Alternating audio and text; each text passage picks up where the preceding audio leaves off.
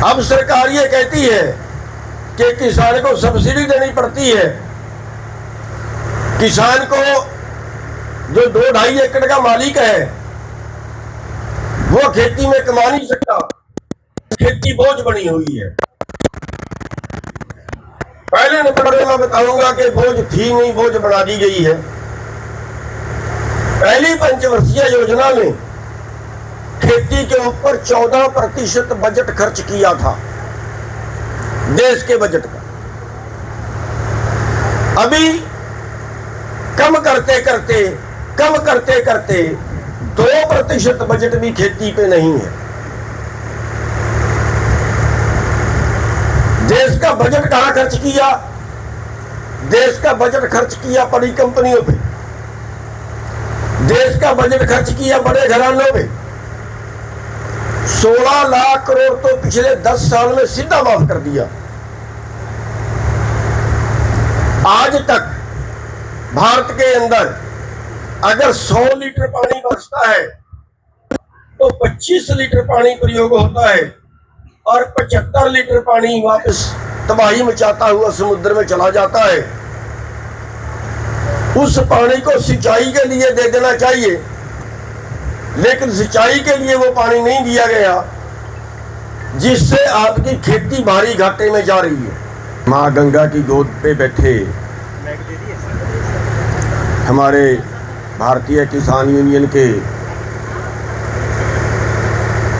सभी प्रदेश अध्यक्ष, सभी राष्ट्र कमेटी के मेंबर, सभी जिलाध्यक्ष,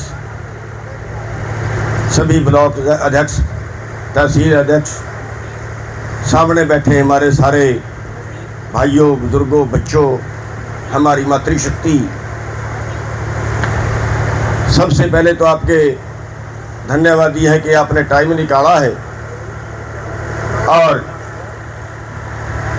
इस चिंतन शिविर में चिंता करने के लिए आए हैं। मैंने कल भी बोला था कि चिंता ये है कि गरीब और गरीब हो रहा है।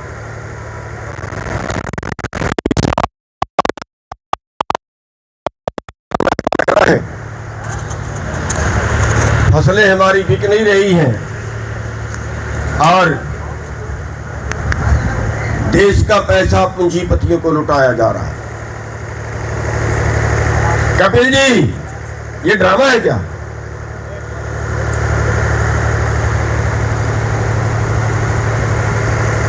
साथियों, आज हमारी चिंता का विषय ये है कि हमारे पास जो कुछ है क्या ये बचेगा? इसको छीनने की तैयारी चल रही है। जो आपके पास अभी है ये आपके पास बचने वाला नहीं है। आज की चिंता का विषय ये है और आज के चिंतन का मूल विषय ये है। हमारे देश की जो आम जनता है, हमारे देश की 50% आबादी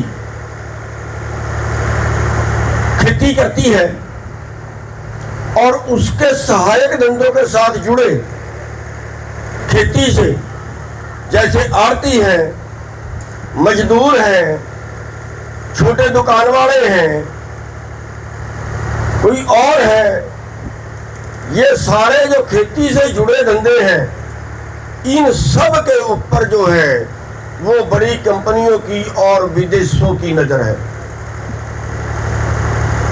आपकी खेती आपसे छीननी है। इस खेती में जो जिसको हम अभी घाटे का सौदा कह रहे हैं, जब कंपनियों के पास ये चली जाएगी तो ये मुनाफे का सौदा हो जाए। अभी जो आप लोग, भाई आवाज नहीं आनी चाहिए, ये फोन बंद करिए प्लीज स्टेज से। जो चिंता आपकी है, जो चिंता देश की है, वो ये है कि अभी देश की खेती को कंपनियों के हवाले, कारपोरेट घरानों के हवाले कैसे किया जाए। अब सरकार ये कहती है कि किसान को सब्सिडी देनी पड़ती है। किसान को जो 2-2.5 एकड़ का मालिक है वो खेती में कमा नहीं सकता, खेती बोझ बनी हुई है। पहले नंबर में मैं बताऊंगा कि बोझ थी नहीं, बोझ बढ़ा दी गई है। पहली पंचवर्षीय योजना में खेती के ऊपर 14% बजट खर्च किया था, देश के बजट का। अभी कम करते करते 2% बजट भी खेती पे नहीं है। देश का बजट कहां खर्च किया? देश का बजट खर्च किया बड़ी कंपनियों पे, देश का बजट खर्च किया बड़े घरानों पे। 16 लाख करोड़ तो पिछले 10 साल में सीधा माफ कर दिया। आज तक भारत के अंदर अगर 100 लीटर पानी बरसता है तो 25 लीटर पानी प्रयोग होता है और 75 लीटर पानी वापस तबाही मचाता हुआ समुद्र में चला जाता है। उस पानी को सिंचाई के लिए दे देना चाहिए, लेकिन सिंचाई के लिए वो पानी नहीं दिया गया, जिससे आपकी खेती भारी घाटे में जा रही है। हरियाणा पंजाब में 400-400 फुट पे ट्यूबवेल है, बिजली भी जाता खाते हैं और पानी जो शुद्ध पानी है ऊपर वाला वो हमने यूज नहीं किया, पाताल से निकाला और हरियाणा और पंजाब में कैंसर की महामारी फैल गई। पंजाब के 2 जिले ऐसे हैं जिनमें कोई घर ऐसा नहीं है जिसमें एक आधे परिवार को, एक आधे मेंबर को कैंसर नहीं है। बजट खर्च नहीं किया गया। आपको जो एमएसपी तय किया गया 1967 के अंदर कि आप पैदा करिए, फसल बीजने से पहले बताया गया कि आप पैदा करिए, जितना आप पैदा करोगे हमारी गारंटी खरीदने की है। आप पैदा करिए, बीजने से पहले आपको बताया गया कि न्यूनतम भाव आपका ये रहेगा और आप फसल पैदा करिए। आपने जितनी फसल पैदा की उससे 4 लाख करोड़ रुपया आपको कम मिला, यानी हर साल आपका 4 लाख करोड़ रुपया सरकार द्वारा लूट लिया जाता है, जो आपकी जेब में आना चाहिए लेकिन आ नहीं रहा। अभी यहां गुजारा नहीं चलेगा भैया। ये बीच में जो टीम बैठी है ये यहां ठीक क्यों कर रही है? मैं जो समझा रहा हूं वो आपको बताने वाला नहीं मिलेगा। अभी जो नया मैटर और आ गया, अभी आपको पता है कि ट्रंप ने एक टैरिफ युद्ध शुरू किया कि या तो आप आयात कर घटा दो वरना हम टैक्स बढ़ा देंगे। सारे देशों से उसने किया। फिर उन्होंने 3 महीने का टाइम दिया कि 3 महीने में जो देश मेरे से फैसला करना चाहता है कर ले, वरना 3 महीने बाद मैं डंडा उठाऊंगा। अभी भारत की सरकार अमेरिका के आगे नतमस्तक हो गई और 2 महीने से भारत का उच्च स्तरीय शिष्टमंडल अमेरिका गया बैठा है उनके तलवे चाटने के लिए और उनसे समझौते कर रहा है। यहां का वाणिज्य मंत्री हफ्ता से ज्यादा अमेरिका में लगा के आया, आके ये नहीं बताया कि हम किस किस बात पे समझौता कर रहे हैं। भारत से छुपाया जा रहा है, भारत से छुप के समझौता किया जा रहा है। अमेरिका क्या दबाव बना रहा है कि भारत के अंदर आबादी ज्यादा है, जमीन कम है। अमेरिका के अंदर भारत से 7 गुना जमीन है और भारत का 1/4 हिस्सा आबादी है। जमीन खाली छुड़वाते हैं आज खाली छुड़वाई जमीन की भी सब्सिडी देते हैं। एक साल मैंने उनका पढ़ा, $3 अरब की कीमत पैदा हुई और $4.7 अरब उस पर सब्सिडी दी गई। सस्ता पैदा करवाते। भारत के अंदर 82% किसान 2.5 एकड़ से कम के मालिक हैं और अमेरिका के अंदर छोटा किसान भी 10 वर्ग किलोमीटर का मालिक है। अमेरिका के अंदर एक किसान के पास 50,000 एकड़ जमीन भी है और भारत के अंदर 18 एकड़ वाला सबसे बड़ा किसान है। मुकाबला कैसे होगा? अमेरिका के अंदर 3% आबादी खेती करती है, थोड़ी आबादी है उसका भी 3% आबादी खेती करती है और भारत में 50% आबादी खेती से जुड़ी हुई है। भारत में खेती हमारी जीविका है, हमारा रोजगार है, हमारी जिंदगी उसी से चलती है। अमेरिका के अंदर उससे जिंदगी नहीं चलती। अमेरिका के अंदर खेती व्यापार है। साथियों, अब नई नीति जो आ रही है वो ये है कि अमेरिका का भाव और भारत का भाव बराबर कर दिया जाए। अगर अमेरिका के अंदर स्प्रे करनी है तो हेलीकॉप्टर से होगी। अगर अमेरिका के अंदर खेत की जुताई करनी है तो 500 हॉर्स पावर के ट्रैक्टर से होगी। अमेरिका के अंदर अगर जुताई करनी है तो हवाई 5 किलोमीटर लंबी होगी। ट्रैक्टर यहां से चलेगा 5 किलोमीटर से आगे काटेगा।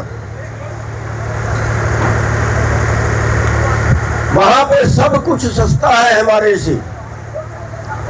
हमारा मुकाबला अमेरिका से करवा रहे हैं, ये कानून आ रहा है।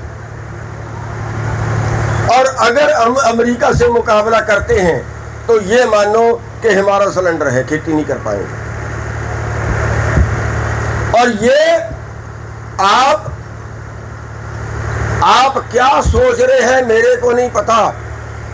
आप कौन सी दुनिया में रह रहे हैं मेरे को नहीं पता। ये 10 जुलाई के करीब तक या आप मानिए जुलाई महीने में ये कंप्लीट हो जाएगा। ये समझौता कंप्लीट हो जाएगा, दस्तखत हो जाएंगे और अगस्त सितंबर से ये समझौता लागू हो जाएगा। और फिर ये मानिए कि आपकी जो फसलें हैं उन पे डाका होगा। यानी हमने अमित शाह जी से सवाल किया था जब आंदोलन के दौरान कि आप सारी फसलें एमएसपी में खरीदिए। उनकी वर्डिंग थी कि 17,26,000 करोड़ का मटेरियल बढ़ता है, हम नहीं खरीद सकते। 17,26,000 करोड़। अब कुछ उसकी कीमत बढ़ गई होगी, लेकिन अभी जो अमेरिका से समझौता कर रहे हैं उसमें जो अंदर से खबरें निकल के आ रही हैं वो ये है कि 10 लाख करोड़ का मटेरियल वहां से आएगा। 10 लाख करोड़ का कृषि उत्पाद अमेरिका जैसे देशों से या दूसरे देशों से जो समझौते कर रहे हैं, ये टैक्स मुक्त व्यापार, उस टैक्स मुक्त व्यापार में 10 लाख करोड़ की फसलें विदेशों से आपके देश में आएंगी। मक्का, सोयाबीन हो गया, सेब हो गया, कपास हो गई और गेहूं हो गई और बहुत सी फसलें हैं, मीट है, दूध है, ये सारा बाहरले देशों से आएगा। और आप ये मानिए कि आपको अभी एमएसपी के लिए आप तड़प रहे हैं। आपको जो बाजार भाव मिल रहा है वो बाजार भाव भी नहीं मिलेगा, लिखवा लीजिए। जागना है कि नहीं जागना है या तुम्हें मरना ही है, फिर हमारे बस का नहीं है। हम तो बता सकते हैं, आपको लड़ना है कि नहीं लड़ना है ये आप लोगों का विवेक पे निर्भर करता है।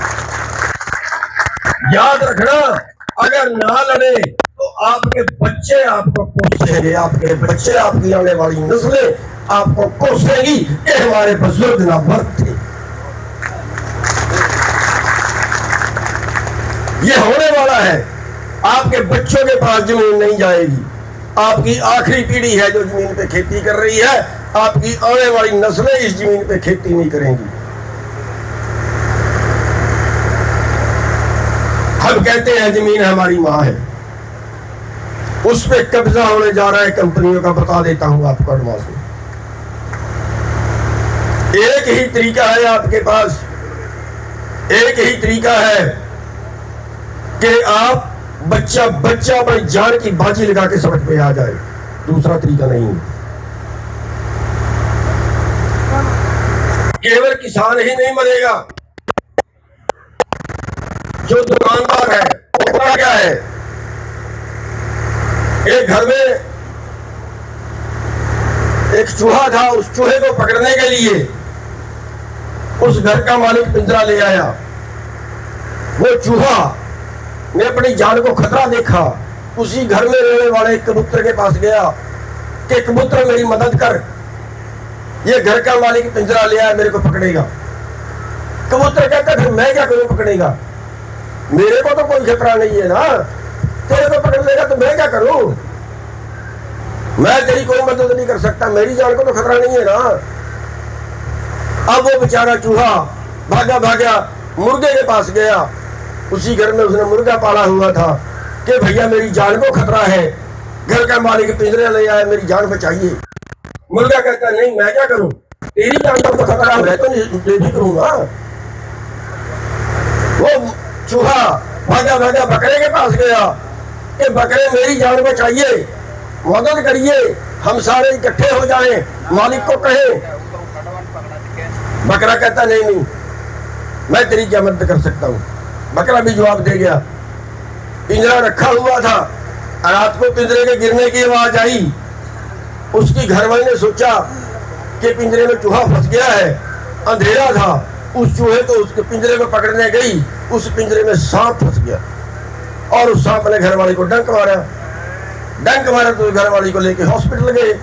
डॉक्टर ने बताया कि इसको कबूतर का मीट दे दो। अब कबूतर का मीट देने का डॉक्टर ने बोला था, कबूतर तो घर में ही था। कबूतर का नंबर पड़ गया। पता लेने के लिए मेहमान आए, घरवाली का पता लेने के लिए मेहमान आए। जब मेहमान आए तो उनकी सेवा करनी थी, मुर्गा काट लिया, मुर्गे का भी नंबर पड़ गया। घरवाली ठीक हो गई, उसने पार्टी की। शुक्र है परमात्मा मेरे घरवाली की जान बच गई, पार्टी की। तो बकरे का नंबर आ गया, बकरा काट लिया और चूहा तब तक भाग गया। साथियों होगा यही। आज जो बाजार वाले किसान का साथ नहीं देते, मजदूर का साथ नहीं देते, होगा यही। आगे क्या है, जितने हाईवे बढ़ रहे हैं आपके सामने हैं, इन हाईवे पे बड़े मॉल खुलेंगे। एक ही जगह पे 10 किले का बाजार। अभी अगर किसी ने जाना है तो घरौंडे से इधर एक मॉल खुला हुआ है मैकडोनाल्ड के नाम से। मैंने एक दिन वहां पूछा, मैं ये डोनाल्ड अमेरिका का राष्ट्रपति तो नहीं है, उसका तो नहीं है ये? अरे नहीं, अमेरिका के राष्ट्रपति का नहीं है, लेकिन अमेरिका का ही है। अमेरिका की कंपनी ने यहाँ पे 10 किले का बाजार खोल दिया। एक छोटी दुकान 10 बाय 10 की 5 लाख रुपए पगड़ी पे है, 1 लाख रुपया रिपेयर पे उसने लगाया। यहाँ का छोटा आदमी ने वहाँ दुकान कर ली। ऐसे उसने सारी दुकानें किराए पे दे दी और उसको सड़क पे स्पेशल कट दे दिया गया, बढ़िया होटल बना दिया। वो होटल भी ठेके पे दे दिया। मालिक ने तो कुछ नहीं करना है, उसने एक जगह पे 100 करोड़ रुपया खर्च करके एक मॉल बना दिया, 10 एकड़ का एक बाजार बना दिया। और वो बाजार हमारे बाजार को खाएंगे, वो बाजार हमारे बाजार को खाएंगे, हमारी दुकानों को खाएंगे। 2-3 कंपनियां ऐसी हैं, आप घर बैठे सामान मंगाओ, आपके घर पे सामान पहुंच जाता है। एक ही कंपनी कह रही है कि मैं 12 करोड़ ग्राहकों को रोज सामान भेजता हूं। 12 करोड़ ग्राहकों को पूरी दुनिया में उसने बताया, 12 करोड़ ग्राहकों को एक ही कंपनी सामान उनके घर पे भेजती है। भारत के अंदर 2 कंपनियां 10% बाजार खा गई। अब से पहले 10% बाजार खा गई। आने वाले कुछ दिनों में इस बाजार के ऊपर उन कंपनियों का कब्जा होगा। बाजार बैठेगा, दुकानदार रोएंगे, बेरोजगारी फैलेगी और बेरोजगार पैदा होंगे। आपकी अगली पीढ़ी किसान नहीं मजदूर बनेगी। मजदूर पहले ही ज्यादा है, जहां न्यूनतम मजदूरी। अभी तो कहते हैं ना, किसानों को मजदूर पसंद नहीं, मजदूरों को किसान पसंद नहीं। जहां न्यूनतम मजदूरी 12,000 रुपए है 8 घंटे काम करने की, वो तो 12 घंटे काम करवाने के भी 12,000 नहीं दे रहे। 12 घंटे काम करवाने के 9,000 10,000 रुपए दे रहे हैं। मजदूरी खा गए। जिसके 18,000 20,000 मिलने चाहिए थे, वहां 10,000 दे रहे हैं। एक मजदूर की जेब से निकल के पैसा एक बड़ी कंपनी की जेब में जा रहा है। मरेंगे मजदूर भी, मरेंगे दुकान वाले भी। और भाई अगर ये सोचते हो ना, छोटे फैक्ट्री वाले, आप जाके देखो पंजाब में गोविंदगढ़ सारी फैक्ट्री हुआ करती थी और 90% वो छोटी फैक्ट्री बंद हो चुकी है। 90%। पिछले 10 सालों में 7 लाख छोटे उद्योग 7 लाख छोटे उद्योग बंद हो चुके हैं पिछले 10 सालों के अंदर। उनका भी कारोबार गया। छोटी कंपनियां बड़ी कंपनियां छोटी कंपनियों को खाएंगी, कंप्लीट खाएंगी। छोटी कंपनियां भी बंद होंगी। बाकी कौन बचेगा? बाकी कौन बचेगा? बाकी बचेंगे खरबपति, अरबपति। मैंने कल भी बताया था कि आज 10 लोगों के 9 आदमियों के पास 50 करोड़ लोगों के बराबर संपत्ति हो चुकी है। ये तो 2 साल पहले का आंकड़ा है। अब उसकी संख्या और बढ़ गई होगी। 50 करोड़ की जगह वो 55 करोड़ हो गए होंगे। और अभी उन्हीं की कमाई हो रही है, अभी उन्हीं का कर्जा माफ हो रहा है। तो आप ये बताइए जिंदा कैसे बचोगे? आज करीब 100 लोगों के पास, भारत की बात कर रहा हूं, करीब 100 लोगों के पास आज 40% संपत्ति के मालिक बन चुके हैं। और अभी जो विदेशी कंपनियां आ गई वो इन देशी कंपनियों को भी खाएंगी। मैं बता रहा हूं, जो मैकडोनाल्ड है, जब अमेरिका की कंपनी यहां आके बाजार खोलेगी तो क्या छोटी कंपनियां उसका मुकाबला कर पाएंगी? और जीटी रोड में स्पेशल कट दे दिया गया उसको, ताकि पूरी जीटी रोड में होटल ढाबे सब बंद करवा दिए गए। सबके आगे दीवार खींच ली गई, पेट्रोल पंपों के आगे दीवार खींच ली गई और उस कंपनी को जीटी रोड में स्पेशल कट दे दिया गया। साथियों, आज ना किसान सुरक्षित है, ना मजदूर सुरक्षित है, ना दुकान वाले सुरक्षित हैं। ये मंडी वाले आरती भाई, ये भी रोज हमारे खिलाफ फैसले लेते हैं। अभी मसौदा आ गया कि सेलो गोदाम को मंडी माना जाए, कोल्ड स्टोर को मंडी माना जाए, बाहरले गोदाम को मंडी माना जाए। और एक के साथ एक और कि जो बाहरली मंडियां होगी उनमें मंडी टैक्स नहीं लगेगा, और अगर आप इस मंडी में बेचोगे तो मंडी टैक्स लगेगा। जो हरियाणा के अंदर 6.5% है, पंजाब के अंदर 8.5% है, उत्तर प्रदेश के अंदर पता नहीं कितना होगा। यानी प्राइवेट मंडियां होंगी, और जब प्राइवेट मंडियां होंगी उनमें आपका जो सामान कंपटीशन पे बिकता है, एक मंडी है, एक मंडी में 10 ग्राहक हैं और एक सरकार की एजेंसी है, वो 11 लोग आके बोली देंगे तो उसका सामान उच्च रेट पे बिकेगा। ये कानून है। ये कानून टूटता है तो आपका ग्राहक एक ही बचेगा प्राइवेट मंडी में, और एक ही बचेगा तो वो कितना माल उसने खरीदा कोई रिकॉर्ड नहीं होगा। सारे देश का माल चंद कंपनियां खरीद के और फिर उसको ब्लैक करेंगी। आपके सामने 2014-15 में 7 या 8 लोगों ने पूरे देश की दाल खरीदी, 50 रुपए में खरीद के 200 रुपए किलो में बेची। आपके सामने है, पूरा देश जानता है। 10 रुपए किलो में, 8 रुपए किलो में प्याज खरीदा, 8 रुपए किलो में प्याज खरीद के 80 रुपए किलो बेचा। आपके सामने है। बेचने वाले के पास बचेगा कुछ नहीं, और जो मोल लेके खाएगा उसकी जेब में कुछ नहीं रहेगा। बीच का सारा माल कंपनियों को जाएगा, बड़े पूंजीपतियों को जाएगा। ये होने वाला है, ये होने वाला है।